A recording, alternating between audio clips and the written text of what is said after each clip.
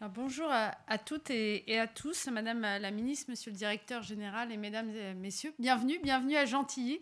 Alors, ce qu'on se disait pour un vendredi, venir jusqu'ici, donc merci. En tout cas, ça nous fait très très plaisir de vous avoir tous pour une thématique qui nous intéresse et sur lesquelles on est toutes très engagées. Alors, des remerciements pour commencer. Donc, Monsieur le Directeur Général, Dominique Libaud, vous êtes à l'origine de cette plateforme de discussion, une plateforme francophone qui réunit des entreprises, ce qu'on disait juste avant, multinationales, autour des questions sur les socles de protection sociale. Une plateforme connue pour son engagement, mais aussi sa contribution, parce que l'idée, c'est d'agir, à jeter finalement des ponts entre les différents acteurs engagés dans la protection sociale, qui relèvent de la sphère publique, mais pas que, de la sphère aussi privée et du monde académique. Madame la ministre Muriel Pénicaud, vous avez accepté de jouer aujourd'hui notre grand témoin. Donc, on vous remercie. On est très, très heureux de vous avoir avec nous et de nous faire profiter de votre grande expérience qui est vraiment représentative de la démarche qui réunit nous tous aujourd'hui, de par les fonctions que vous avez occupées au gouvernement, à la direction et au sein d'organes de gouvernance de multinationales ou auprès de l'OCDE.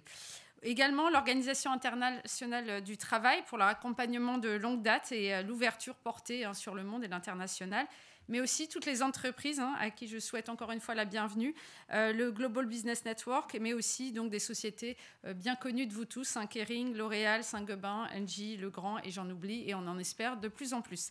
Pour votre contribution à ce nouveau guide des bonnes pratiques et votre participation, bien évidemment, aujourd'hui à ce colloque. Alors aujourd'hui, l'objectif de ce colloque, c'est bien évidemment parler des sujets de protection sociale qui sont sans aucun doute un sujet absolument incontournable pour nous, entreprises. Bien évidemment, on sait, dans un cadre d'obligation légale, mais bien évidemment aussi par rapport à des pratiques de marché et aussi un positionnement sociétal pour lequel nous sommes très engagés. Alors, des thématiques qui ont parfois la particularité d'avoir des spécificités, on le sait, dans chaque pays, aussi des aspects culturels, par rapport aussi à des aspects spécifiques de secteur d'activité, mais en même temps des thématiques très universelles.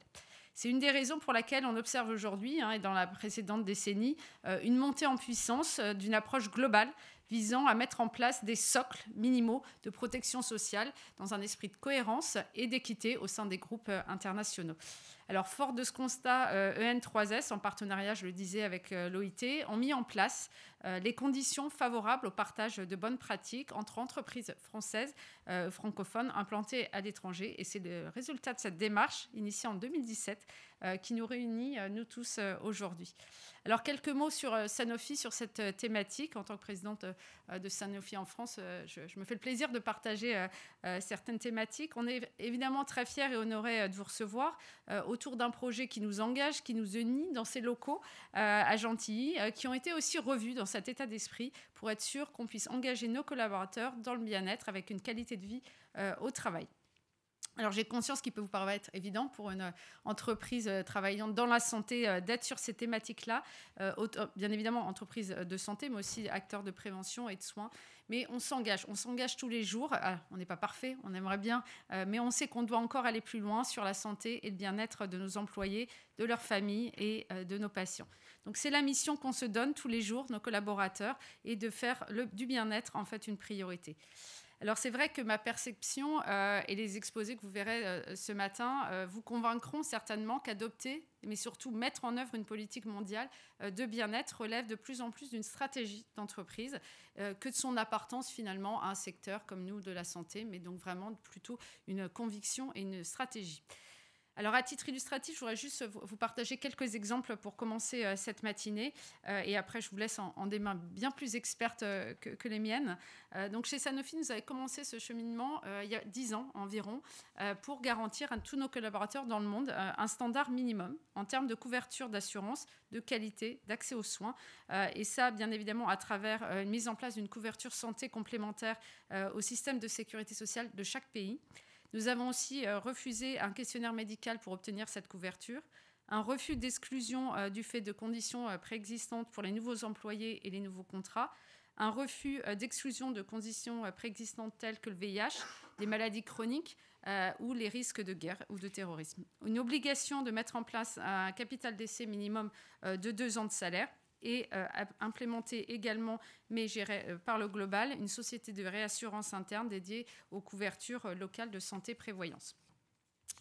Alors, bien évidemment, c'est un vaste sujet, je vous le disais, mais on a aussi voulu aller plus loin sur un aspect plutôt culturel. Donc, une deuxième phase, en fait, a été initiée en 2019 à l'occasion du nouveau plan stratégique du groupe que nous avons appelé Play to Win, à l'arrivée de notre CEO, Paul Hudson.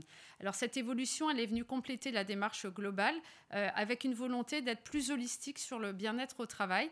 Ça a permis de donner une voix globale sur cette thématique, sur toutes nos initiatives et sur les programmes menés dans les différentes fonctions, mais aussi nos différentes zones géographiques. Alors, je vais vous en citer quelques-unes qui vous permettent vraiment de façon pratico-pratique de voir ce qu'on a pu implémenter dans cette deuxième phase. Speak Up, donc libérer la parole en cas de harcèlement et de dissémination, par exemple. Gender Neutral Parental Leave, donc elle s'assurait que chaque collaborateur puisse avoir un congé parental rémunéré de 14 semaines pour l'accueil d'un enfant, ce qui n'est pas encore le cas dans toutes les entreprises, donc on en est très fiers. Un soutien confidentiel, donc une plateforme EAP 24 heures sur 24, 7 jours sur 7 pour les collaborateurs et leurs familles qui ont des problèmes à gérer dans leur vie privée et professionnelle, donc sous forme de conseils par exemple juridiques ou financiers. Également, ça a permis d'aider nos collaborateurs en Ukraine pendant la guerre. Une autre idée, Explore More Week, donc des journées dédiées à nos dispositifs de bien-être au travail, organisées la même semaine partout dans le monde.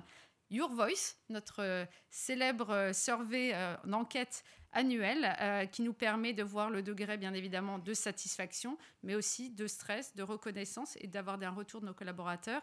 Et également Check-in, un dispositif pour pouvoir discuter avec les collaborateurs de leur performance de façon trimestrielle. Voilà, c'est quelques exemples de cette deuxième phase.